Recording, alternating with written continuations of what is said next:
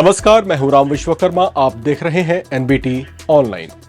वक्फ संशोधन बिल लोकसभा में पेश कर दिया गया है। इसे अल्पसंख्यक मामलों के मंत्री किरण रिजिजू ने पेश किया और जैसा कि संभावना थी, इस पर जमकर हाय तौबा भी हुई। इसे केंद्र सरकार ने जहां ऐतिहासिक बताया, तो विपक्षी दलों ने इसे गैर संवैधानिक करार दिया है। यह बिल आखिर क्या है? इसके जरिए सरकार कैसा संशोधन करना चाहती है?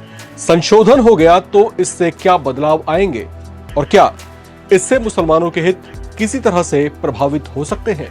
इन तमाम बातों को हम तफसील से जानेंगे, लेकिन उससे पहले आप सदन की कार्यवाही में मंत्री किरण रिजिजू ने विपक्ष से क्या खास अपील की, आप वो सुने।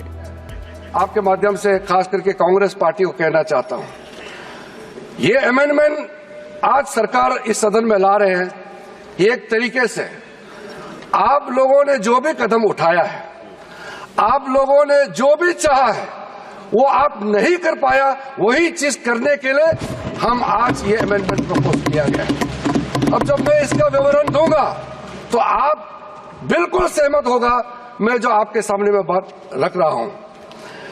और दूसरी बात, इसमें हम लोग सब चुने हुए प्रतिनिधि हैं। मैं अपना बात तर्क रखने से पहले ही बताना चाहता हूं, इस बिल का समर्थन कीजिए, करोड़ों लोगों का दुआ मिलेगा। अगर आप विरोध करोगे, चंद लोगों ने पूरा वक्फ बोर्ड को कब्जा करके रखा हुआ है और आम मुसलमान लोगों को जो न्याय इंसाफ नहीं मिला, उसको सही करने के लिए ये बिल लाया गया है। इतिहास में दर्ज होगा कि ये बिल को कौन कौन समर्थन किया है और किसने विरोध किया है, ये इतिहास में नाम दर्ज होगा। इसलिए इस बिल का विरोध करने से पहले आप सोचिएगा, करोड़ों गरीब महिलाओं का, बच्चों का, गरीब मुसलमानों का। सबसे पहले हम आपको बताते हैं कि इस बिल के जरिए किस तरह का बदलाव लाने की कोशिशें की जा रही हैं। दरअसल ये इस विधेयक में मुस्लिम महिलाओं और गैर मुस्लिम सदस्यों के प्रतिनिधित्व का प्रावधान करके केंद्रीय वक्फ परिषद और राज्य वक्फ बोर्डों की संरचना को व्यापक बनाने की कोशिश की जा रही है। विधेयक में राज्य सरकार द्वारा नियुक्त किए जाने वाले वक्फ बोर्डों के एक पूर्णकालिक मुख्य कार्यकारी अधिकारी का भी प्रावधान किया गया है और जो राज्य सरकार के जॉइंट सेक्रेटरी के पद से नीचे नहीं होगा। साथ ही यह भी जरूरी नहीं है कि वो कोई मुस्लिम ही हो। प्रस्तावित संशोधनों में सबसे अहम संशोधन मौजूदा कानून की धारा 40 को निरस्त करने से संबंधित है, जो वक्फ बोर्डों को यह तय करने का अधिकार देता है कि कोई संपत्ति वक्फ की संपत्ति है या नहीं। वक्फ ट्रिब्यूनल की संरचना में बदलाव और उसके फैसलों के खिलाफ हाई कोर्ट्स में 90 दिनों के भीतर अपील का भी प्रावधान किया गया है। हालांकि इस तरह के संशोधन विरोधी दलों समेत विपक्ष के कई मुस्लिम नेताओं को नागवार गुजरे हैं। इस बिल का कांग्रेस, सपा, शरद पवार के नेतृत्व वाली एनसीपी समेत कई विपक्षी दलों ने विरोध किया है। कांग्रेस सांसद केसी वेणुगोपाल ने कहा कि सरकार समुदायों के बीच में विवाद पैदा करने की कोशिश कर रही है, जबकि सपा सांसद मोहिबुल्लाह ने कहा कि वक्फ संशोधन बिल मुस्लिमों के हकों के खिलाफ है। उन्होंने इस बिल को मुस्लिम धर्म में दखलंदाजी बताया।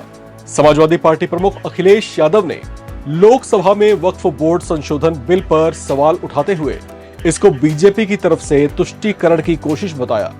अखिलेश ने इस बिल को धार्मिक आस्था पर हमला बताते हुए कहा कि यह बिल साजिश के तहत लाया गया है। उन्होंने इसे लोकतंत्र के खिलाफ बताया। इस दौरान अखिलेश ने स्पीकर के अधिकार छीने जाने की बात भी कही। हालांकि उनकी इस बात पर गृह मंत्री अमित शाह ने सख्त आपत्ति जताते हुए कहा कि वे गोलमोल बातें करना बंद करें। इस बिल के विरोध में एनसीपी, एससीपी ने भी खुलकर अपना विरोध दर्ज कराया।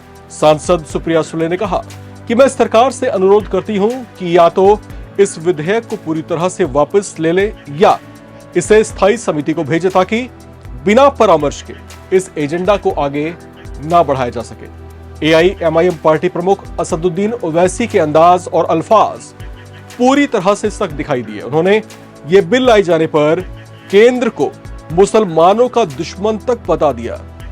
तो आपने देखा कि बिल पेश होने के बाद किस तरह से संसद में एक संघर्ष की स्थिति दिखाई दी, किस तरीके से विपक्षी दलों के नेताओं ने इस पर अपना पुरजोर विरोध दर्ज कराया।